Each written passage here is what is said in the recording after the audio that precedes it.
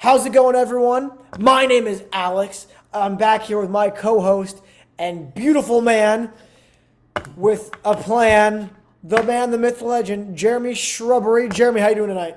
I'm doing awesome, Alex. Fantastic. Our football team has really let us down this year. Has been terrible, as bad as it could be. Their 100th season as a franchise, the New York That's right. Football Giants we're speaking about. And just obviously, we all saw coming. They were going to lay an egg at MetLife Stadium against the Baltimore Ravens, and they didn't disappoint in that aspect, did they, Alex? Jeremy, oh god. All right, folks, we're gonna get right into it. This is episode 2 of the reboot of the Shrubway series. Here's Tommy Cutlets, who's upset that Tommy Cutlets didn't play well, right, Tommy? Yeah, Tommy's Yes, very upset. he's very upset. He's also upset that I'm not petting him. Look, here are the facts. All right, Tommy, you tell me these are the facts, okay? Here are the facts. The Giants are not a good football team. Number one, okay? Number two, the Giants are not a good football team. And number three, it makes me sad that the Giants, say it with me, Jeremy, are not a good football team. That is the understatement of the decade, maybe of the century. Maybe. Look, if you're a Giants fan, right, and we're looking at this season, right, I think anybody who thought, maybe they can be competitive this year and maybe like they can scrape some of that magic they had in 2022 back together and maybe make a run, right?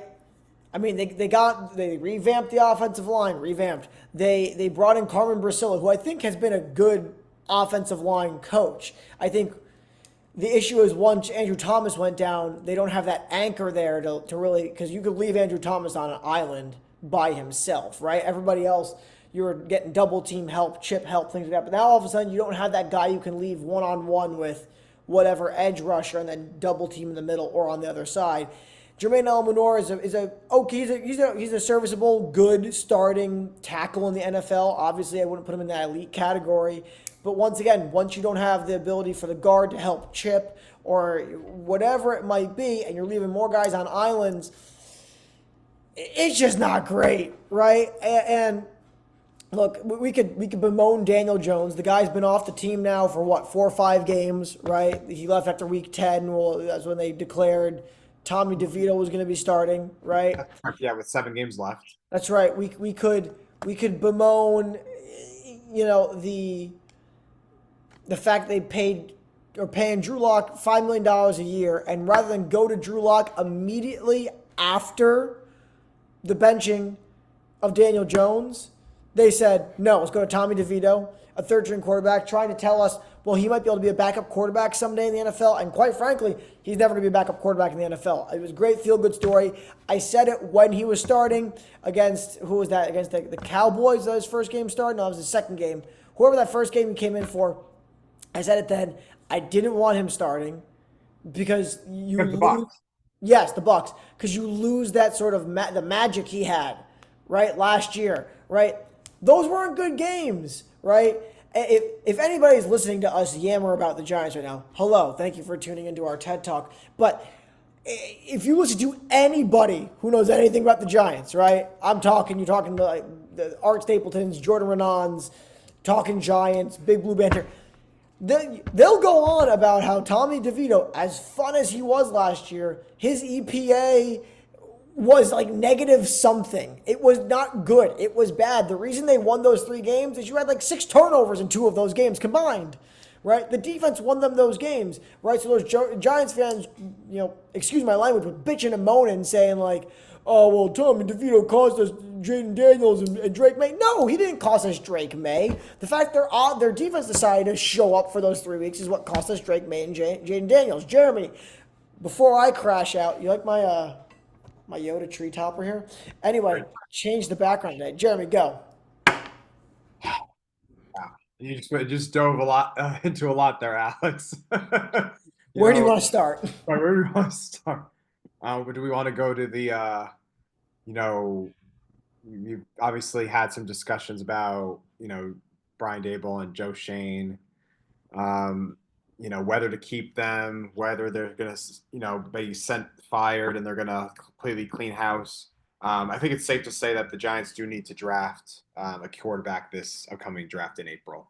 I know we've, you and I off air have gone back and forth on this. I know you fought me with it, saying, maybe they could get like a Gardner Minshew or some sort of what do you call them, Alex? Like a sort of like connect you to that next starting quarterback, to that next young quarterback that you're gonna, sort of the bridge quarterback, right? Bridge quarterback is what we call them. Yeah, Uh, yeah, yeah. And look, I'm pulling up like Sports Rack right now to see if I can um, to give you a list of quarterbacks who are going to be those free agents, right? Okay, so here you go. So the pending free agents you have, unrestricted free agents: Sam Darnold, Zach Wilson, Trey Lance, Jacoby Brissett, Taylor Heineke, Marcus Mariota, Drew Lock, Jared Stidham, Andy Dalton, Justin Fields, Joe Flacco, Jameis Winston, Mac Jones, Carson Wentz, Jimmy Garoppolo, Case Keenum, Mason Rudolph, Easton Stick, Cooper Rush, and we just keep getting more and more. Russ Wilson will be a free agent after this year, right?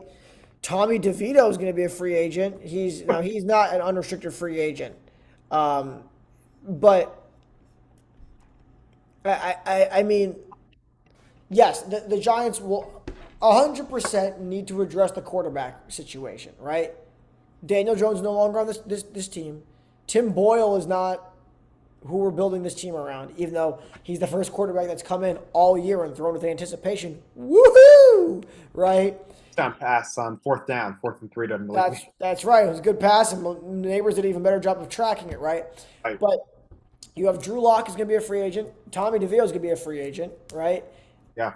You don't want Tim Boyle as your backup quarterback. So from that list of players, obviously the one that jumps out at people first is going to be Sam Darnold, right? He's had a great year with Minnesota. But are you going to pay him $40 million next year? Probably not. Right? He's going to be looking for a big payday, Right. right? Because he's revived his career up there in Minnesota, and perhaps he's found it, right? Are we going to give Russ Wilson a look? I would bet the Steelers are going to try and re-sign him. I would bet the Steelers will do whatever they can in their power to keep him there. And quite frankly, I don't think he's going to want to leave. Why would he? Why would he? Right? They've got a good defense. They've got a decent offense. He's at least going to be competitive, have a chance to go play in playoff games, right?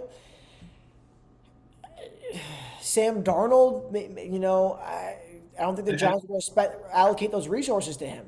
Yeah, I think with Sam Darnold, I think he's going to stay with Minnesota. I think they're going to do whatever they can to keep him in Minnesota. This isn't going to become a Vikings podcast, but I strongly disagree, and I strongly disagree because J.J. McCarthy is going to be their quarterback, right? You're not going to pay J.J. McCarthy, right? You don't draft J.J. McCarthy and then pay Sam Darnold $40 million a year for the next 3 years to sit J.J., right?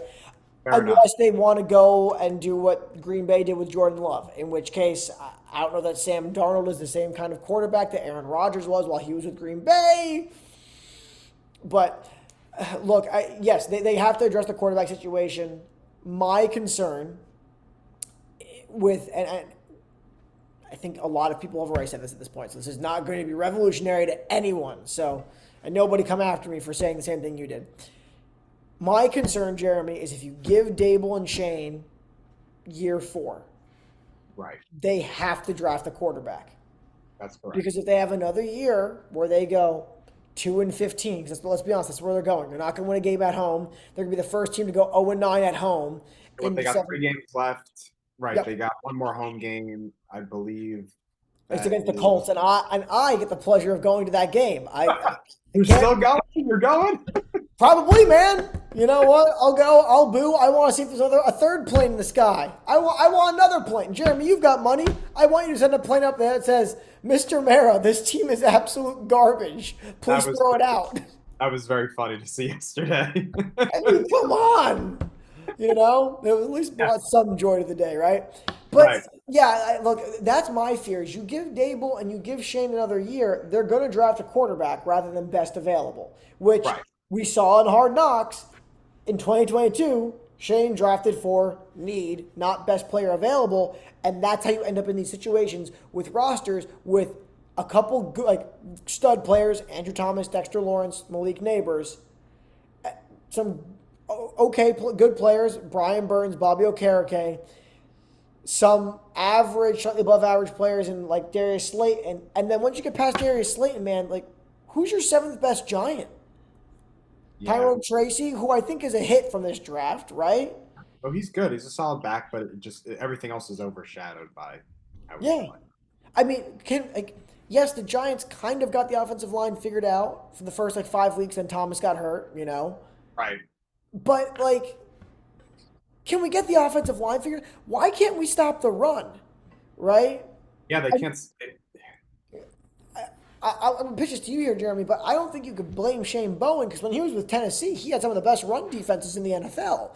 So if he had some of the best run defenses in the NFL, and now he's got one of the worst ones, it's not scheme, it's not schematic. You just don't have the personnel. Exactly. And if you don't have the personnel, you can't win. You can't run the packages you want to run. Right. Yeah. Right? So, Jeremy, let me ask you this, right? Okay, so we're going to answer two questions, and I've heard this question asked a bunch, right? The first question is, do you think that Shane and Dable are fired, and why? I think I don't believe they're fired, and yeah, I don't believe they're fired, and here's why. I think that they, regardless of them going 2-15, I just believe that John Mara wants to still keep, the tradition of not like completely turning over their organization over, every few years, because they've been doing that, and it just hasn't brought any good results. So he's going to try to. Obviously, this is a bad season. This is a historically bad season, but wants to probably bring them back and give them, allow them to draft their quarterback, for the future that they think is is their future starting quarterback. And obviously, if that doesn't work out, then after next season, I think that they do get fired if it turns out to be really bad, like a season like this year, or even if they just miss the playoffs and only win 7 games, like that won't be good enough for them. But that's why I just feel like that they will still buy themselves another season, to be able to draft their quarterback that they really like. Um, I mean, that's just my thoughts. I don't know, Alex. What do you think? I think it's more likely that Shane survives than Dable, which I think, Okay, that's impressive because I've seen a lot of reports about how Shane is like more on the hot seat than Dable, and so which wow. I think would say a lot about the ineptitude up with ownership, in that I think Dable in general this year was standing, but then again, when you're managing with a bunch of practice squad players, no offense to those practice squad players, like we appreciate you going out there, and we hope and I will not be booing any practice squad players while I'm there. Why? Because you're doing your best, but you're going to be up against people who are starting in the NFL. I feel for those guys. I mean, they're making more money than you and I are, but they're also getting like their heads knocked off. So like, and they're trying to make a living for themselves. So it's hard to coach when you have that, but I think it's easier for Joe Shane to be like, wow, look at my draft from 2024, right? Look at this shiny object, which is Malik Neighbors. He's a stud, right? Absolutely, let's call it like it is. He's a great player. Andrew Phillips had some good run stop stuff from the nickel spot earlier this year. Hasn't done much in the pass game. If I'm not mistaken, I saw a stat where he's like letting up like 80-something% completions on passes where he's targeted, which is not great. Doesn't have a single pass breakup, doesn't have a single interception. Tyler Nubin, once again, decent in the run game, has one pass breakup, no interceptions. I think you then look past that. Tyrone Tracy, he's a hit, right? Right. Darius Moasau, right? He had the first interception of the year, which was caused by Dexter Lawrence, like slamming Sam Darnold into MetLife turf. And Theo Johnson, who like I think should be a really good tight end, but has produced very similar numbers to Daniel Bellinger. Right. As much as I liked Daniel Bellinger his rookie year, we knew he was a very limited player, and we've heard that Theo Johnson, he could be a deep threat, and he hasn't really done a whole lot, right? But I think he could point to Tracy and he could point to neighbors and be like, well, I had two big hits in this draft. So it's on Brian. It's on Brian for now. Personally, I think it's a load of crap. I think if you get rid of the GM, you need to get rid of the coach, and vice versa. You get rid of the coach, and you get rid of the GM. Right. I think because after 3 years, how many like stud players has he drafted? And I think the answer is two, right? In neighbors, and I don't say I think Tracy's a stud, but he's a good player, and he's a Good. good 3 pick, right? Yes. Outside from that, look at his first round picks from his first year. Kayvon and Evan Neal, who at the time were consensus picks, right? Okay, great. But it's your job to develop those people. And you haven't developed like they haven't developed. So why should I feel confident in bringing him back? Right? Okay, let's look at the next draft. Deontay Banks. I mean, that guy has Deontay. I appreciate you going out there. Your rookie year, the banks were closed. Now I feel like the banks are open on Sundays. Um, and I mean that in the nicest way possible, man. Like, obviously, like, neither of us are saying that we could do this job better than you guys. Like, neither of us are, right? We're just two guys yapping over the internet who went to high school together and still talk, over a decade later, right? Um, it just doesn't inspire a lot of confidence based on his drafting. His trades have been, I think, pretty good in general. Getting a second and a fifth for Leonard Williams was a good draft or a good return on investment. They got more for him than they traded for him when Gettleman was here, right? People are going to hate on the Darren Waller trade. I think at that time, I thought it was a good trade. I liked it. You knew that the injury thing was a possibility. Nobody was going to predict he was going to retire after 1 year, right? Right. Yeah, I guess he had some injury history, and then that hamstring flared Correct. up again, and then so Correct. I mean, because he was a solid tight end when healthy. I mean, he was a tight end who can get you 500, maybe 600 yards in a 17 game season. Exactly, right? So like I don't I don't knock him for his trades. I think the Brian Burns trade, Brian Burns isn't Miles Garrett. He's not TJ Watt, No, right? right. He's not that level, but He's a good pass rusher. He's not a great pass rusher. And I think you can say that about a lot of the Giants players. Like there's a lot of good players, but not a lot of great players. right. I Right? think they have a total of maybe three Pro Bowlers, probably maybe total of three, maybe. This year I'd be surprised if they have one. Maybe I mean, or all pros. I don't know. Like Dexter Lawrence is, a Dexter great, Lawrence should be at least second team all pro, right? and Malik Neighbors maybe, in spite of the quarterbacks. I don't know. He probably border. He probably doesn't. Maybe just like amongst rookies at Yeah. that as position is high up there, but like he probably maybe doesn't make a Pro Bowl selection. And look, here's the other thing, right? So we can sit here and dunk on the Giants all day, but we could take our moral victories. Malik Neighbors is going to put up 1,000 yards this season. He's 99 yards away from 1,000 yard season. First time since Odell Beckham Jr. was a Giant. Awesome, fantastic, great. And he's done that with, I would say, arguably the worst, if not the second worst, maybe to Oakland or sorry Vegas QB room in the NFL, right? So that in and of itself is impressive. Now they do force feed him the ball a lot, so Right, the highest targeted receiver in the NFL. right, yeah. So like it makes sense, but also I mean he's still having to do that with all of the attention is on him. It's about stop him, rush the passer as hard as you can, especially when Tommy DeVito's in there because Tommy DeVito like doesn't deal with the pressure very well, Right. unlike the Beagle who is currently asleep over there. And that was evident even against the 31st ranked defense in the Bucks. I mean, he Yeah, just yeah, yeah. So I personally, to answer your question, winded way to get back to your question, Jeremy. I think, is there a possibility that that they both make it through? Yeah, sure, but because Mara said so. But Mara said the same thing with Judge, right? He and said then the same thing. he made a dumb comment on the post game press conference that basically was the nail in the coffin. Yeah, he said the same thing. I think with Shermer, right? So it wouldn't be the first time he's gone back on what he's said. Right. Um, but I think if you fire one, you've got to fire both.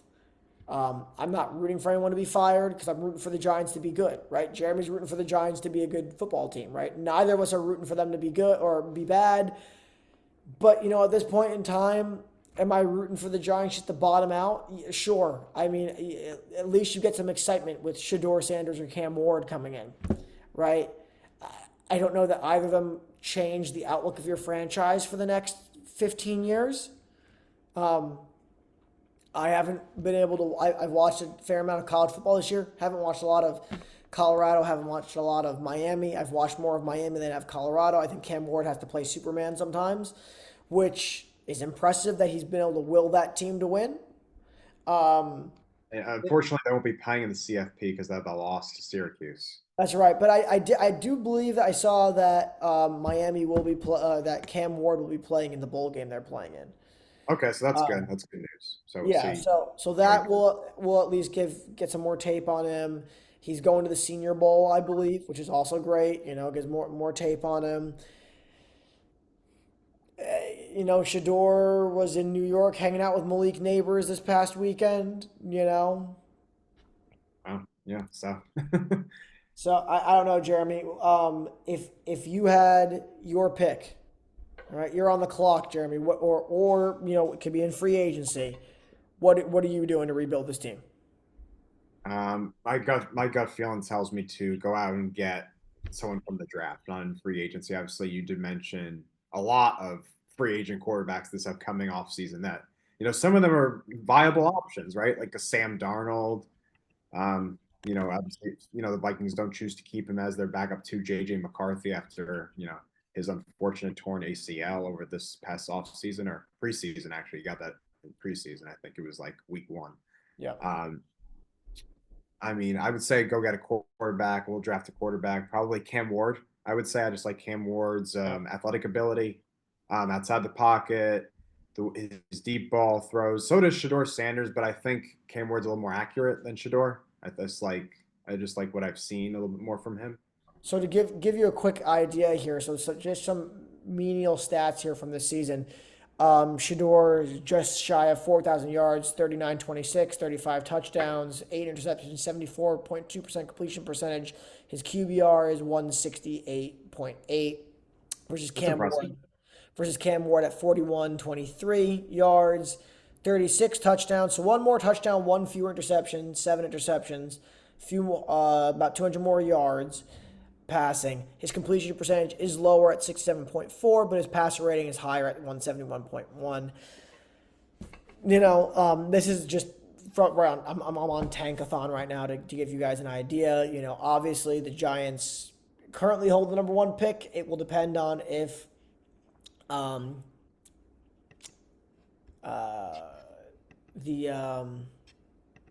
Raiders. The Raiders, if the Raiders win today, then the Giants will be in sole possession. If the Raiders lose today, then the Giants will be in. Oh boy, I'm banjoing. Hello, there we go. Okay, I'm back. If the Raiders lose, they'll be in possession of first place. Right, the number 1 pick. Correct. Yeah. So I don't know what I'm hoping for as far as what the Giants do. But I will say this, Jeremy.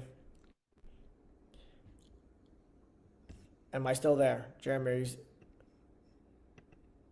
Oh boy. Yeah. Am I frozen right now? Yeah. We're back. Now you're good. Now you're back. There we go. Now we're back. Sorry. I will say this. Yeah, sorry, folks. You had to see that beautiful face of mine. If the Giants do get rid of Dable and Shane, I'll look right into the camera. If the Giants get rid of Dable and Shane, if you are watching this podcast, they bring in a new head coach and new GM. Expect Travis Hunter to be the first pick for the Giants. It will not be Cam Ward or Shador Sanders. And here's why. Heisman Trophy winner. Let me tell you exactly why, Jeremy. Or maybe it'll be Abdul Carter out of Penn State, or there's another defensive lineman, I think, from Michigan who entered the draft. But here's why. They'll be able to pitch. We're coming in. We're going to rebuild this thing, and we're actually going to rebuild it. We are not taking a quarterback because we don't believe in these guys. Because if you listen to scouts and people that cover teams around the league, they don't believe this is a strong quarterback class. So they're going to say, we're not taking a quarterback. We're taking Travis Hunter. Sorry, you're going to have to pitch it to your fans. We're going to suck again next year. For what's supposed to be a better quarterback class. Supposedly, right? We don't know. And let's be honest, nobody ever freaking knows, right? Yeah, no, it's just like I think the last season where we had like a great quarterback class was like Josh Allen's class, right? When there were like 4 that were solid, right? There were 5 that were taken that year. It was Mayfield, Darnold, Rosen, Allen, and then or Allen then Rosen, whichever way it was, and then Lamar, right? And of those, I would say 4 of them or 3 of them have definitely panned out in not necessarily in the same place they were drafted in. Mayfield has played well, at least in Tampa. Yeah. He's a good enough starter he'll be in the league for many more years. Allen and Lamar, right? Maybe Darnold has figured it out finally, hopefully for his sake, right? But the reason I think they will draft somewhere else is they could pitch to Mara, this is the way we're going to rebuild it. We are going to actually tear everything down, and we're going to rebuild, rather than try to build with what we have. Which, if you are watching this, I've got some news for you. And this scares me as a Giants fan. I could see Andrew Thomas or Dexter Lawrence being used as trade bait. Yeah, that's. I've heard a lot about that, Alex. Even from Boomer and Gio Yeah. on their show every morning. That's absolutely a likely possibility. Actually, I think for them to be on the trade block and that they're going to get some draft picks or they get a player or 2 for them. Just because their stocks are high right now. It's called like it is. So see what they can get. And rebuild that way too. So Yeah. I mean, they might do that regardless of what the quarterback situation is. They right. might, Now, I think if Shane survives, especially if Shane survives, he's taking Cam Ward or he's taking Shador, right? I don't think yeah, you just know that, right? Yeah. that's not even a question in my mind. He's taking one of them, and if he takes one of them, so be it, right? I don't think Andrew Thomas gets benched or gets traded then. I don't think so, because why would you get rid of the guy who's going to protect the blind side of your quarterback? Exactly. Especially a rookie quarterback, right? Correct. I think you're more likely to see, and this one kills me more, Dexter Lawrence traded than you are to see Andrew Thomas traded. Why? Right. Because I think it's harder to find good tackles than it is to find offensive tackles than it is to find good or serviceable, playable defensive tackles in the NFL. And that's no slight at Dexter Lawrence, because I think he's the best. If he's not the best, he's a top 2 defensive tackle, definitely the best nose tackle in the NFL right now, right? Either of those guys are top 5 at their position at the worst. So, if the Giants decide to not draft a quarterback this year, I could see them holding on to both of those guys, and then next year, whoever comes out, let's say they're in love with Arch Manning, right? That's the name that gets thrown around a lot, is the Manning connection and things like that. And it'll be great to see another Manning come into the NFL and hopefully play well, but hopefully not for like Dallas or something like that. But my hope would be that they can, if they do that, they're going to make a trade kind of like what Buffalo did, where Buffalo sent their really good left tackle. They traded him away to move up to draft Josh Allen. I could very easily see that happening with the Giants. And do you think in that scenario then, with if the Giants do, they fire Shane, they fire Dable, they draft Travis Hunter as their first pick. What do they do at the quarterback position in free agency? Who do you think that they would go after? I don't think they're going after a Sam Darnold. Right, I think that's first and foremost. Sam Darnold will not be the quarterback of the Giants next year. Mark it down, and if I'm wrong, freezing cold takes. Feel free. And hopefully not Aaron Rodgers. I doubt it will be Aaron Rodgers as well. Though I could see them bring someone in like Jacoby Brissett. Right, that's someone I could see them bring in, which doesn't. I could see it on Jeremy's face there. It doesn't inspire a lot there, and you're right, it doesn't. Right, no offense. Once again, no offense to Jacoby. Right. We know what he is. He's a journeyman quarterback. He's a backup. He's like Ryan Fitzpatrick light edition. Okay. Right. Doesn't put up the because I think Ryan Fitzpatrick would put up like 50 touchdowns. Like he was like almost even. It was like 1-to-1 intercept. Like, and he just threw Yeah. like he would have some unbelievable games. And he'd have some years where he was great. Right. I think it was all the even years that he was good. Yeah, it was like every other year he was a really good quarterback. I don't foresee them being super aggressive for like that top guy Sam Darnold. I also don't think Sam Darnold's going to come here. Sam Darnold's going to want to go someplace where he can win, right? He's not going to Yeah. want to go back to the Carolina days, right? He may go someplace like Tennessee, right? Yeah, they can use a quarterback. Absolutely. Absolutely. You know, he can go many places, but he'll have his pick of places. A name to watch out for. If Kirk Cousins continues what he's been doing these last few weeks, and that is playing like a peasant. All right? Say it like it is. The last 5 weeks have been terrible. Mark my words, Kirk Cousins is the starting quarterback of the Giants next year. And I think that could even happen if they do draft a quarterback. I think they could take him if he gets cut, which I think could very possibly happen, you know, to make way for Michael Penix, right? Watch him get cut, and then it's going to be a Russ Wilson type deal. Vet minimum. Boom.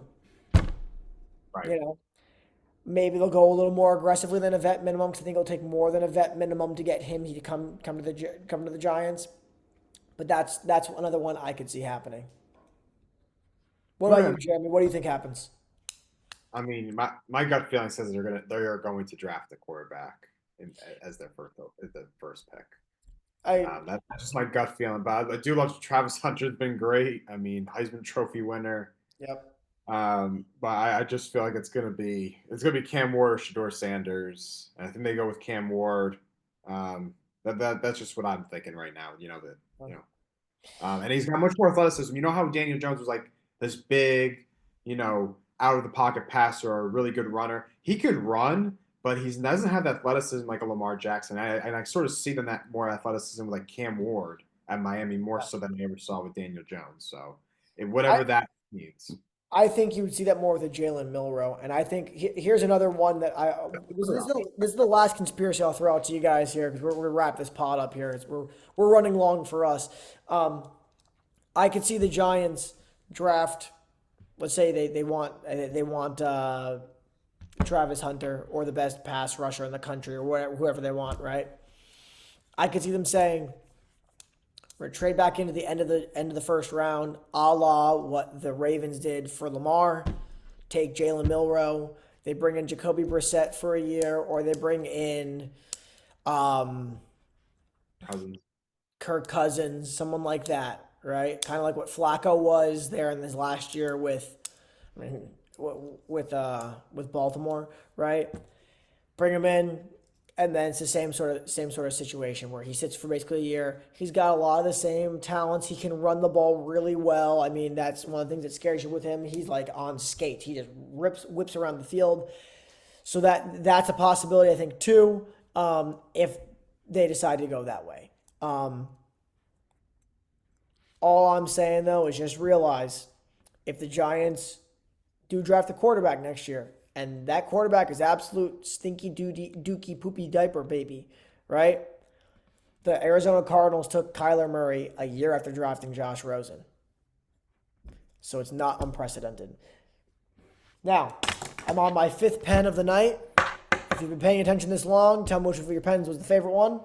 We have number 1, number 2, number 3, number 4, and number 5 is the same as number 1. Little Easter eggs in all of these pods. We'll be back with you guys, probably back in your ears on Friday. We'll be following up on any sort of MLB hot stove things, or perhaps previewing the Giants getting ready to get absolutely bludgeoned by Kirk Cousins, perhaps future quarterback of the Giants and the Atlanta Falcons. Thank you guys for sticking with us for this long. If you have, please give us a like. Consider subscribing. It doesn't cost you anything. You just click a little button. Leave a comment. Tell us whose hair you like better. Is it mine or Jeremy's? Mine's also curly. It's just not as grown out as Jeremy's is. Jeremy's got a nice little beard going on over there. And, give some love to the Beagle Boy Bandit over there, Tommy Cutlets, first of his name and heir to the Iron Bone. Until next time, this has been the Shrub Boy series, and we'll see you guys on Friday.